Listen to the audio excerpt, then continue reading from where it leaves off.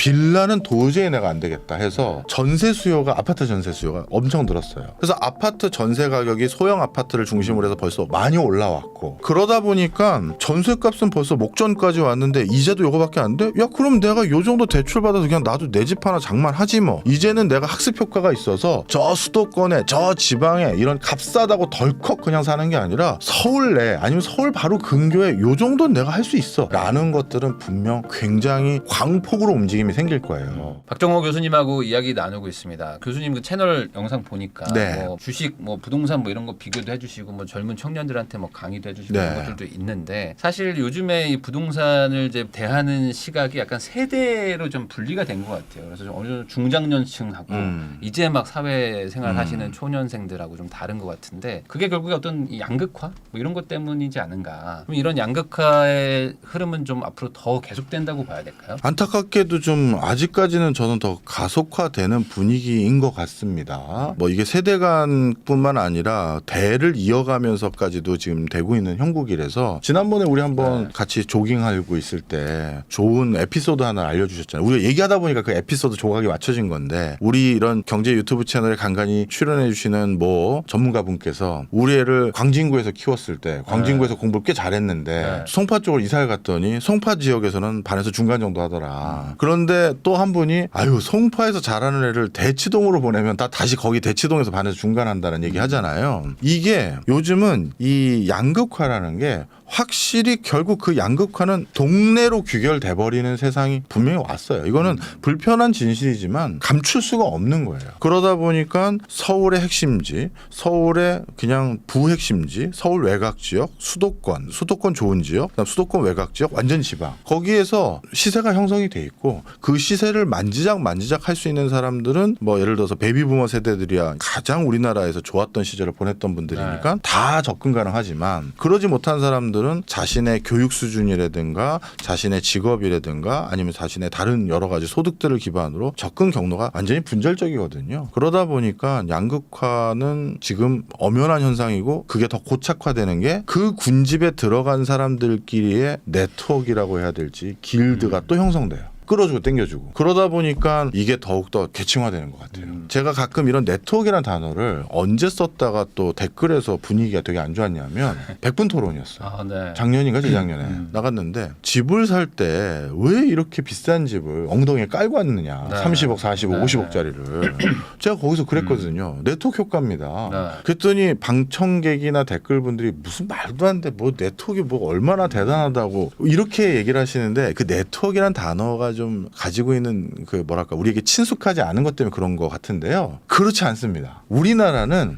해방 이후 지금까지 네트워크가 가장 중요한 맥락이었어요. 이걸 과거에 네트워크 어디 있어요, 교수님? 네. 아니에요. 과거에는 그 네트워크를 뭐라고 우리가 표현했냐면 연고. 예를 들어서 우리 둘이 지방에서 농사 짓고 있어요. 근데 우리 태희기가 갑자기 농사 짓기 싫었어. 네. 갑자기 어느 날 쟁기를 던지더니 에이씨 난 그만할래. 소 팔아서. 소 팔아서 난 서울 갈래 했을 네. 때 서울 어디에 의탁할 데가 있다고 가겠습니까? 근데 사촌 형이 동대문에서 옷장 산대더라. 그럼 가는 거잖아요. 그 연고가 옛날엔 네트워크의 가장 중심이었죠. 근데 지금은 뭐 예를 들어서 같은 직장 동료 아니면 같은 업계 종사자 아니면 같은 뭐 학교 뭐 이런 것들 있잖아요. 그런 것들 뭐 로타리 클럽일 수도 있고 그런 것들이 가져다주는 여러 가지 경제적 부가가치가 꽤 있어요. 옛날에 연고 때문에 내가 일자리를 얻었다 뭘 했던 것처럼 지금은 인터넷에 공공연하게 올라가 있는 정보는 이미 정보로서의 가치가 많이 떨어진 거예요. 예를 들어서 우리가 또 자꾸 우리로 오늘 상황극을 많이 하네. 어느 동네 같이 지하에서 스크린 골프 치면서 친해졌어요. 그런데 갑자기 박형 그거 모르시죠? 제가 박형에게만 알려드릴게. 우리 회사 결국 그 유럽에 있는 회사 인수합병 하기로 결정했어요. 굉장히 큰 회사를 다니는 그렇죠. 대기업을 다니는 회사 직원이 그걸 슬쩍 알려줬어. 그러면 저는 그걸로 주식 투자를 할 수도 있는 거고 뭐가 방편을 찾을 수가 있는 거잖아요. 네. 아니면 제가 뭐 정부 관료다. 내가 이건 얘기해 줄 수 있어. 조만간 부동산 대책 이렇게 나올 거야. 그럼 그걸로 또 뭔가를 할 수가 있잖아요. 그래서 이게 네트워크라든가 연고로 인해서 정보를 먼저 득한다는 건 지금 같은 세상에는 그걸 돈으로 환산하기가 훨씬 수월해졌어요. 예전에 60년대 70년대는 주식시장도 없어서 네. 어느 회사 정보 알아도 투자도 못해요. 근데 지금은 알면 다 돈으로 바꿀 수 있거든요. 훨씬 더 네트워크가 중요해졌고 그래서 이게 우리나라만 있는 일이 아니라 전 세계적으로 있는 현상으로 바뀌어버렸어요. 그래서 그 고가 아파트 특히 이제 신축들은 사우나가 있잖아요. 네. 그래서 이제 나이가 좀 있으신 분들, 뭐 중년 이상의 어떤 남자분들은 사우나 많이 가시니까 네. 사우나 가가지고 이제 보통 이제 안면 텄는데 관련된 업계고 그렇죠. 그러면서 이제 또 이제 끝나고 맞아요. 또 커피 한잔 하고 술 먹고 이제 이런 것들이 이제 자연스럽게 일어나고 있어요. 네. 그래서 요거를 이제 엄마로도 사실 똑같이 얘기할 수 있거든요. 그러니까 좋은 어떤 학교 인근에 있는 사는 분들은 또 네. 이제 거기서 뭐 사교육 이런 것들도 막 공유도 하고. 근데 이런 게 인터넷에 잘 없거든요. 그렇죠. 맞아요. 대부분 다 이제 입소문으로 맞아요. 돌기 때문에 우리 유튜버들은 어디서 모여 살아야 되는 거야? 유튜버들은 이제 인터넷에 모여 살죠. 네, 그래서 이제 그런 네트워크라는 게 어찌 보면 학연 지연 이런 것들이 이제는 그 어디 사느냐 그걸 가지고 또 이제 이어지기도 한다. 네. 근데 이제 한편에서는 또 이런 얘기도 있습니다. 이제 이런 것들이 일어나더라도 네. 양극화가 어떻게 계속 갈 수 있겠냐. 음. 양극화라는 건 결국 이제 배수가 한계가 있지 않겠냐. 내려가는 거 올라가는 게 이제 무한히는 아니니까. 네. 그래서 결국에는 인구 감소도 그렇고 약간은 반짝하지만 내려가지 않을까 하는 얘기도 있는데 이런 부분에 대해서는 좀 어떻게 생각하세요? 저 100% 동의합니다. 실제 통계가 그렇더라고요. 제 전 직장에서 아주 좋은 보고서를 하나 냈는데 한국의 중산층에 대한 보고서가 나왔어요. 그래서 저도 제가 진행하고 있는 라디오에 한 분 모셔가지고 얘기를 들어봤는데 상위 한 10% 언저리에 해당되는 분들의 소득은 오히려 떨어졌어요. 그 얘기는 무슨 소리냐면 더 벌어져서 상위권에 있는 사람들은 모두 소득이 더 올라가고 하위권에 있는 사람들은 모두 더 떨어지는 아주 극단적인 양극화가 아니라 어느 언저리는 다시 주저앉았고 네. 다시 올라온 경로가 있어요. 물론 최상위권은 계속 달려가요. 그건 계속 달려가요. 그러다 보니까 양극화라는 걸 어떤 구간대에서 바라보느냐에 따라서 오히려 완화되기도 한 구간이 분명히 있어요. 그런데 여기서 되게 신기한 것은 전 세계적으로 중산층이라고 분류되는 사람들의 그 기준을 가지고 그 연구 보고서도 작성이 됐던 것 같은데 중위소득에서 75%부터 200%에 해당되는 사람들을 중산층이라고 가정하고 분석을 해봤더니 그 중산층 소득에 해당되는 사람에게 설문조사를 했더니 자기를 중산층이라고 생각하는 사람이 별로 없는 거예요. 네. 쉽게 얘기해서. 그러면 그 중에서 오히려 나는 중상층이다. 훨씬 높다라고 생각하는 사람과 네. 전 중산층 아니에요. 전 미치예요. 생각하는 사람들이 왜 그런 생각을 가지고 있는지 실제 소득이 비슷한데 쟤는 자기가 잘 산다고 생각하고 얘는 자기가 못 산다고 생각하는 이유가 뭔가를 봤더니 이것도 또 동네예요. 자기랑 같이 어울리는 그 주류가 나보다 조금 높으면 네. 나도 그 부류로 생각하고 나보다 좀 낮은 사람들이 많이 사는 동네나 많이 그런 사람들과 어울리게 되면 나 스스로를 또 그쪽에 부류로 생각하게 되는 기질이 있다는 거죠. 그래서 실질적으로 중산층이라는 그 어떻게 보면 양극화가 완화되느냐 확대되느냐에서 제일 중요한 잣대가 중산층이 얼마나 탄탄하냐가 중요한데 요즘은 실제 중산층 소득의 실질적인 숫자보다도 정서적 중산층 이게 좀 많이 희석돼 버렸다. 더 올라가거나 더 떨어지고 그렇게 되죠. 그러니까 이게 심리적으로도 약간 양극화가 일어나고 네. 있는 것 같아요. 그러니까 네. 중간이라는 거를 말을 해줘도 네. 내가 왜 중간이야? 맞아요. 네. 나는 아니다. 아니다. 월 700 버는데도 나는 저소득이다 하시는 분들이 있더라고요. 통계자료 그러니까요. 보니까. 그러니까요. 700이면 네. 꽤 높은 건데. 그렇죠. 근데 이게 사실 그래서 어떤 분들은 이런 심리라는 거를 예. 정책이나 어떤 제도 가지고 바꿀 수 있느냐 이거에 대한 좀 회의감을 갖고 있는 분들도 있거든요. 네. 어찌 보면 이게 쉽게 안 바뀌는 거잖아요. 안 바뀌죠. 사람의 어떤 마음이. 네. 그건 중국이나 가능한 거예요. 중국이 가능하다. 그런 그 사회적 위화감을 일으킬 수 있는 모든 그 유튜브 활동이나 SNS 활동 다 막아버렸잖아요. 없애버리니까. 왜냐하면 저도 인스타그램 세상을 보면 나만 불행한 것 같아요. 다 너무 행복하고 네. 다 배경도 너무 예쁘고 다 먹는 것도 어떻게 저렇게 고급스러운 것만 먹는지 그리고 다 방긋 웃고 있고 나만 맨날 뒤에서 공부하나? 막 이런 생각 들고. 그러니까 이게 참 SNS나 뭐 어떤 스마트폰 같은 것들 계속 보급은 안 될 수가 없고. 네. 근데 이런 것들을 뭐 금지해야 된다 이런 얘기도 하시지만 현실적으로 어려우니까. 그렇죠. 그럼 이대로 가면은 또 양극화는 또 어쩔 수 없이 또 이뤄지는 거다.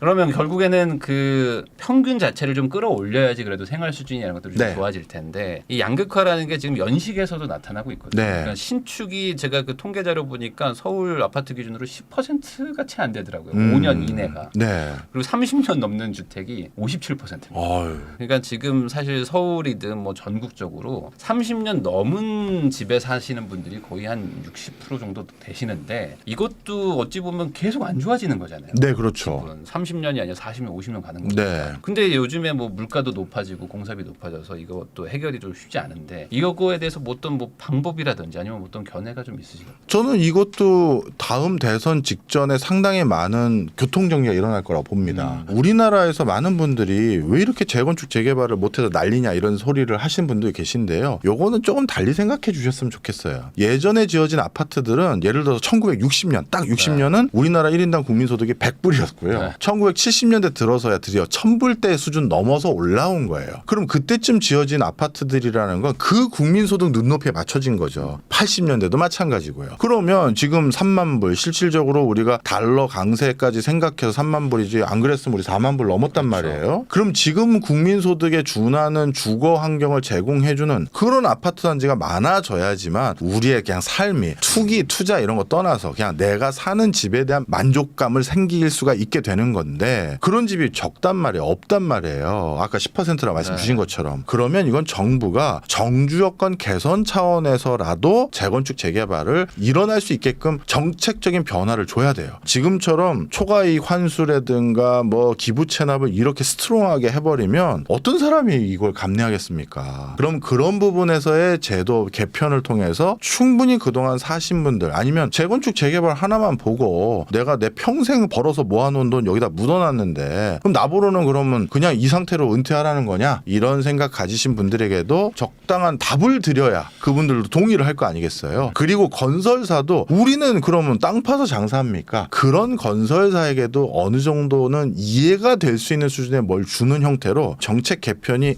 일어날 거예요. 대선 전까지. 왜냐하면 지금 노후도가 너무 쌓여가고 있고 그러다 보니까 그게 일어나야 되고 하나가 더 우리 좀 전에 얘기 나눴던 아마 전 영상에서 나눈 거일 수도 있을 텐데 내수가 자꾸 안 좋다고 했잖아요. 그렇죠. 내수 내수 부양하는 제일 좋은 영순위 방법은 참 이것도 불편한 진실이지만 건설과 부동산이에요. 네.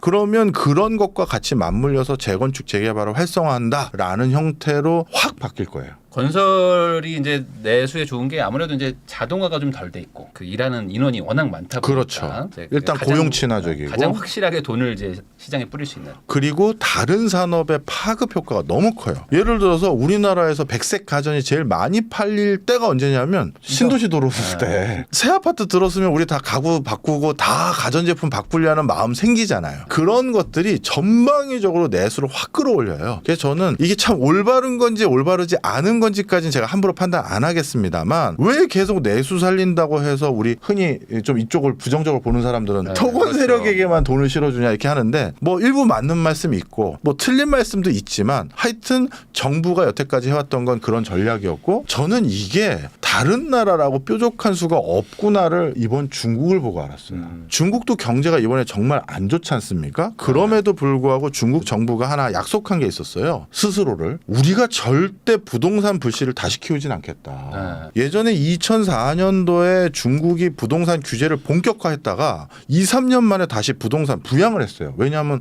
바로 2007년에 글로벌 금융위기 생겨서 그때 다시 부동산 부양을 했던 게 지금 이 엄청난 데미지로 온 거거든요. 그래서 국가 경제 발전에 백해무익한 부동산 투기를 조장하는 정책은 우리 절대 이번엔 하지 않고 완벽한 체질 개선을 통해서 미중 간의 갈등 속에서 아주 튼실한 경제 체질을 우리가 극복하겠다. 이게 초반의 메시지였는데 지금 그게 안 된다고 판단했어요. 보니까 안 되는 거예요.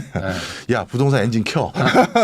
그래서 규제 완화해주고 대출 늘려주고 다주택자 규제 또 완화해주고 해서 살 사람은 사세요 이렇게 바뀌어버린 거예요. 이것 꺼서는 안 돌아간다는 걸 안 거죠. 이게 MSG가 빠지면 밍밍합니다. 아무리 이게 자연식으로 먹으려고 해도 되게 옛날 안 맛을 돼요. 찾게 돼 있어요. 그런 그 걱도 있는데 실제 우리나라는 노후주택이 진짜 노후주택이니까 할 수밖에 없죠. 아 그러면은 요거 한번 또 네. 여쭤보겠습니다. 이제 금리가 어쨌든 올해가 뭐 인하가 좀 쉽지 않더라도 내년에는 될 거 아닙니까? 네. 그렇게 되면은 어찌됐든 간에 지금 이제 부동산 가지고 계신 분들 입장에서는 금리 인하를 좀 기대하고 있는 분들이 좀 있는데 그렇죠. 이걸 또 반대로 이게 지금 이미 기준금리가 높을 뿐이지 시장금리가 많이 낮은 낮았죠. 상태다. 그래서 기준금리가 내려가봐야 시장금리가 내려갈 그 룸이 거의 없다. 이런 얘기 하시는 분들도 있습니다. 이게 지금 실제로는 어떤가요? 시장금리가 낮아졌지만 기준금리가 낮아지면 시장금리가 더 낮아질 가능성이 높아지겠죠. 조금 더 내려가는. 예, 그러면 정말 시장에 접근 가능한 매물들 아니면 이 정도 내 종잣돈으로 저 이자 정도는 감내하겠다라는 사람들이 더 생기는 건 분명해요. 게다가 두 가지 가지 요소가 다 같이 맞물려 있는데 그 사이 한 2, 3년 동안 분명 공급이 제한돼 버렸거든요. 네. 그리고 또 한 가지는 빌라는 도저히 내가 안 되겠다 해서 전세 수요가 아파트 전세 수요가 엄청 늘었어요. 그래서 아파트 전세 가격이 소형 아파트를 중심으로 해서 벌써 많이 올라왔고 그럼 이거 올라온 상태에서 이자까지 낮아졌다? 그럼 갭 투자하기에 네. 최적화된 상황이에요. 갭 투자 하라는 얘기가 아니라 시장 상황을 설명드리는 겁니다. 그러다 보니까 야 전세값은 벌써 목전까지 왔는데 이자도 요거밖에 안 돼? 야 그럼 내가 요 정도 대출 받아서 그냥 나도 내 집 하나 장만하지 뭐. 이제는 내가 학습 효과가 있어서 저 수도권에 저 지방에 이런 값싸다고 덜컥 그냥 사는 게 아니라 서울 내 아니면 서울 바로 근교에 요 정도는 내가 할 수 있어 라는 것들은 분명 굉장히 광폭으로 움직임이 생길 거예요. 그래서 저는 금리 인하 시점 그다음에 빌라에 대한 비선호도의 가중 이런 것들이 같이 다 맞물려 버리면 자칫 잘못하면 부동산 시장 또 불안전하게 만들 수 있는 여지가 꽤 크다 이렇게 봅니다. 그러니까 지금은 정말 다 양극한 게 아까 말씀하신 뭐 대기업 맞벌이 부부들도 돈 많이 벌고 있는데 그렇죠. 이제 뭐 이렇게 여러 개를 사기도 좀 어려운 구조다 보니까 정말 분위기 조금 좋아지면 조금 무리해서라도 좋은 거 사자. 약간 이런 식으로 갈 확률도 있단 말이에요. 네. 근데 이런 것들이 지금 어떤 뭐 방향성이 좀 안 바뀌고 그냥 이대로 계속 가는 것 같아가지고 저는 이 수치가 계속 갈 것 같은데요. 네. 국가가 지금 다주택에 대한 규제를 풀 그런 용단을 가진 대통령 후보는 없어 보여요. 쉽지 않죠. 지금. 네. 물론 하도 지방 부동산이 위축되면 지방에 대해서는 우리가 허용합니다. 서울 말고. 네. 근데 그건 이제 관심이 많이 없단 말이에요. 그러다 보니까 오히려 지금 주택 구매 원정단이라고 하나? 지방에서 오히려 집 사러 서울 오는 숫자가 점점 늘고 있잖아요. 외지인 비율이 계속 올라가고. 네. 그러니까 이게 전 국가적으로 이게 또 이해를 한 거예요. 다주택 구입을 못하게 한다면 진짜 괜찮은 물건 약간 무리하던 내가 나머지 다 처분하고 모아놓은 돈 그거 하나 사야겠네로 하다 보니까 이게 전부 지금 말씀해 주신 것처럼 서울과 수도권의 요지들 이런 것들은 저는 분위기가 지금도 사실 나쁜 분위기도 아니고 솔직히 말해서 더 좋을 가능성도 있어 보여요. 그럼 반대로 지금 지방은 계속 안 좋다고 얘기도 하고 저도 이제 요거 촬영 끝나고 또 지방에 강연 가는데 네. 마음이 좋지가 않아요. 그렇죠. 사실 지방에서 뭔가 부동산 얘기한다는 게 그래서 반대로 무언가 좀 이렇게 좋은 어떤 좀 반전의 시그널 같은 게 좀 나오면 좋겠는데 뭐 그럴 만한 게 좀 있을까요? 가능성 같은 게. 딱 하나 있어요. 일본에서 아주 군소한 현들 지역에서 일어났던 현상인데요. 일본에서도 저출산 고령화 지방 소멸이 우리보다 먼저 진행됐잖아요. 그러다 보니까 일본의 지방 소형 건설사들이 지방에 분양했던 주택을 분양을 더 이상 안 한 거예요. 네. 이제 여기 사람도 줄고 고령층만 있고 여기 뭐 분양 대규모로 해봤자 나가겠어? 분양 되겠어? 이렇게 생각해서 공급을 한동안 줄여버렸더니만 네. 그나마 좀 그 전에 지었던 아파트들 중에서 약간 신축 그거에 대해서 쏠림 현상이 어마어마해진 거예요. 예를 들어서 뭐 예를 든 겁니다. 뭐 어디로 할까요? 뭐 아까 목포 얘기했으니까 반대쪽 동네 안동 하겠습니다. 네, 안동. 안동에 18년 전쯤 15년쯤 지었던 아파트가 마지막 신축이었다. 규모감 있는 걸로. 네. 그러면 안동에도 농협 다니는 사람도 있을 거고 거기 돈 있는 분들이 있죠. 그렇죠. 돈 있는 과수원하는 사람도 있을 거고 안동 무슨 하회마을을 운영하면서 돈 있는 사람도 있는데 그 사람들 좋은 데서 살고 싶을 거 아니에요. 네. 그런데 마지막 지어진 새 아파트가 이거밖에 없다고 거기에만 몰리는 거예요. 그래서 그런 아파트 가격이 또 오르더라고요. 그래서 아예 공급이 상당 기간 단절됐더니만 가장 마지막에 지어졌던 아파트에 쏠림 현상 더 없으니까 네. 그런 현상은 일어나더라고요. 어찌 보면 지방은 이제 뭐 대세 상승이라기보다는 네. 여기서도 이제 좀 또 차별화가 그렇죠, 일어나지만 그렇죠. 그거를 좀 그래도 좀 잡는 분들은 그래도 조금 좀 나을 수 있다. 저희가 좀 많은 얘기를 했는데 결국에 지금 뭐 2030 세대들이 앞으로 경제 활동도 많이 하고 또 집도 사고 막 해야 되는 거는 맞는데 그런 분들 입장으로 제가 생각해봐도 사실 집값이 뭐 최근에 또 많이 오르기도 했고 네. 그래서 부담은 있는데 결국에 이제 큰 틀에서 내 집 마련하겠다는 분들은 지금 뭐 2024년 지금 한 5월 달에는 뭐 어떤 거를 좀 하고 있는 게 가장 좋을까요? 제가 부익남 채널에서도 얘기 드렸는지 모르겠는데 저는 우리 태익님처럼 부동산에 대한 뭐랄까요 투자적인 관점에서의 고수는 아니거든요. 그냥 경제를 분석하는 네. 사람이지. 근데 제가 부동산 투자가 주식 투자보다 성과가 좋아요. 그 이유는 하나예요. 살다 보니까 오르더라고요. 네. 그래서 저는 부동산이 주식에 비해서 가지고 있는 최고의 강점은 사용 가치다. 그래서 일단 이거는 참 우리가 정말 감내하셔야 돼요. 요거까지는 약간 길어지더라도 꼭 말씀드리고 네. 싶은 게 저는 부동산 투자할 돈이 없습니다. 그래서 주식 투자로 일단 시드머니를 만들려고 하고요. 그리고 나서 부동산 투자를 하려고 합니다. 근데 주식 투자도 아주 많이 할 수 있는 시드머니가 없어서 잔챙이 주식, 코스닥에 있는 흔히 말해서 잡주라고 불리우는 걸 네. 시작을 해서 시드를 만들려고요. 이건 거짓말입니다. 시드머니를 주식 투자로 만들었다고 하는 사람은 제가 본 적이 없어요. 시도를 했지만 성공했다를. 시드머니를 만들려면요, 이를 깡 물고 어떻게든 안 입고 안 먹고 안 보고 안 가고 버티셔야 돼요. 우리 모두 사회생활 초년 때 월급이야 다 똑같은 거 아니에요. 부모 잘 만난 사람 아니면. 그런데 누구는 그걸 감내하고 약간의 씨들 모아서 그 다음부터는 주도 면밀한 것도 있고 신중한 것도 있어서 주식으로 좀 올리고 좀 뭐 아니면 더 저축도 하고 해서 그 종잣돈을 일단 가지고 있어야 돼요. 그걸 가지고 이 정도면 내가 대출 이자를 약간은 감내할 수 있다고 했었을 때 그러고 질르셔야지. 정말 종잣돈 별로 없는데 어떻게 되겠지 뭐 하고 덜컥 샀다가 갑자기 전쟁 나거나 코로나 터지거나 그 물가 올라가지고 금리 확 올라버리면 갑자기 급전 필요하니까 본전도 못 찾고 대파는 거예요. 그래서 일단 시드는 반드시 모아야 되고 내가 그 사야 될 아파트의 사용 가치가 꼭 인서울이어야 된다고 하면 죄송한 표현이지만 그 시드를 더 많이 모아야 될 거 아니겠습니까? 네.